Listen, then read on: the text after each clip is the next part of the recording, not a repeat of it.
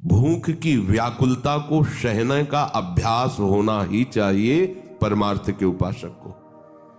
भले आपके पास सारी सुविधाएं हैं, पर आप इसका भी स्वाद लीजिए, क्षुधा का स्वाद लीजिए, भूख की व्याकुलता को सहना सीखिए। अगर इससे आप नहीं तो फिर ऐसे रोग होते जाएंगे शरीर में कि आपको उसी के आश्रित होना पड़ेगा। देखो, डॉक्टर की सोच और योगी की सोच दोनों की अलग अलग धारा है। डॉक्टर केवल शरीर को जानता है और वो पढ़ाई के अनुसार शरीर की नस नाड़ियों को कब क्या चाहिए उस विधान से जानता है। ना तो वो अनुभव किए हुए अपने में, और ना उसे प्राण का परिचय है, ना मन का परिचय है, ना बुद्धि का परिचय, ना चित्त का परिचय, ना आम का परिचय। आज तक कोई मशीन नहीं पैदा हुई कि ये प्राण है और ये मन है, ये बुद्धि, ये चित्त है कहीं? और योगी सबका परिचय जानता है, सबका अनुभव किए हुए। परमार्थ के पति को योगी की भगवत मार्ग में आरूढ़ महापुरुषों की बात माननी।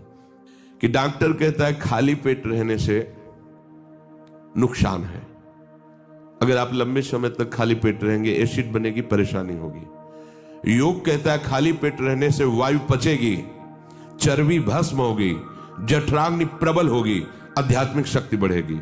ये अनुभव की बात कह रहा हूं, ये अपने अनुभव की बात कह रहा हूं। कई दिन भोजन नहीं मिला, अगर शाम के घाट में जाके बैठे तो सतुआ ऐसे मिला है जैसे शहद में मिला के चाटने के लिए आयुर्वेदिक औषधि मिलती। इतना सतुआ सबके ढक्कन में डाल, सैकड़ों भिक्षुक बैठे हुए हैं घाट में, कोई एक थोड़ी बैठा। अब कोई मिठाई बांट रहा है तो किलो 2 किलो मिठाई लिया, एक आधी पीस सबको दत, बस एक बार 2 बार जो मिला उसी समय 10-20 मिनट में उठे, बस चल दिए। तब तो हमें बहुत भारी बीमार हो जाना चाहिए था डॉक्टर के अनुसार। और ये कम से कम 25-30 वर्ष दिनचर्या चली है कि 2 बजे के पहले कुछ नहीं खाना पीना। 2 बजे के पहले 24 घंटे में 2 बजे दिन में माधुकरी मांग करके पाना।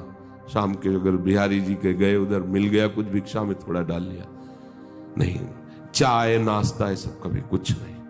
और कभी जुकाम नहीं हुआ, कभी बुखार नहीं हुआ, कभी परेशान नहीं हुई। अब ये रोग के कारण फिर प्रकृति का वार सहना असमर्थता के कारण असंभव हो गया। इसलिए सुविधाएं साधु को सुविधा नष्ट करती है। सीधे प्रकृति का वार सहने से निरंतर भजन होता है। भजन का अभ्यास न हो तो सुविधा भोगी भजन नहीं कर सकता, ध्यान रखना। उदर वेगम, भूख के वेग को सहने का अभ्यास होना चाहिए। उपस्थ वेगम, जब जनेन्द्रीय मैथुन धर्म के लिए व्याकुल करती है तो अच्छे की निष्ठा फिसलने लगती है। इसलिए उपासक सावधान रहे, इस वेग को चिंतन में ही ना आने दे। वेग की स्थिति में जोर से नाम कीर्तन करे, कभी किसी से सांस भी न ले कि हमको काम सताता है, बात मान लेना। कभी किसी को व्यक्त भी स्वप्न में ना होने दे कि हमारे अंदर काम वेदना आती है। शांत और स्वयं में उसमें तन्मय ना हो, उसी समय कीर्तन करो।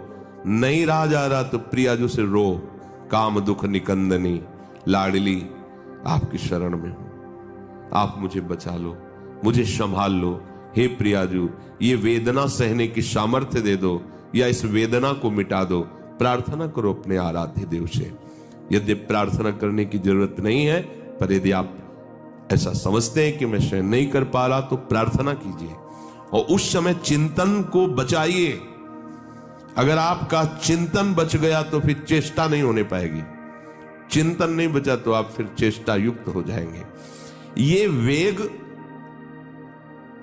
वाणी का, मन का, क्रोध का, हिंसा का, उदर का, उपस्थ का यदि आप नहीं सहन करते तो ये आपके भजन में बाधा डाल देंगे, निरंतर भजन नहीं होने देंगे।